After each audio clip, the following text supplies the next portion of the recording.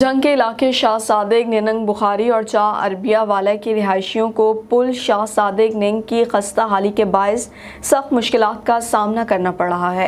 शहरियों का कहना है कि पुल पर किसी भी वक्त कोई बड़ा सानहा रूनुमा हो सकता है। इस बारे में मजीद जानेंगे पुल सादिक शाह निनंग पर मौजूद हमारे नुमाइंदे तजम्मुल हुसैन भट्टी से। मजीद बात करेंगे, एक बुजुर्ग हमारे साथ हैं जी।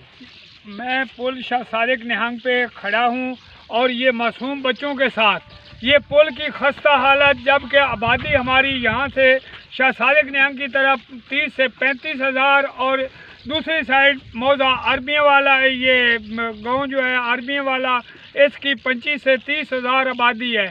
और ये छोटे छोटे मासूम बच्चे यहाँ से गुजर कर जाते हैं स्कूल।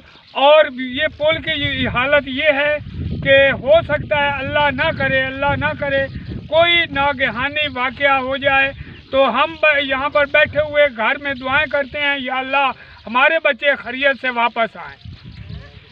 जी बिल्कुल नाज़रीन, आपने सुना, इनका कहना यही है कि 40 से 50 हज़ार जो आबादी है उसको बचाने के लिए, उसकी खैरियत के लिए हुकूमत को चाहिए कि इक़दाम करे और ये पुल जो है जल्दी तामीर किया जाए ताकि इन बच्चों को और शहरियों को आने जाने में आसानी हो। जी।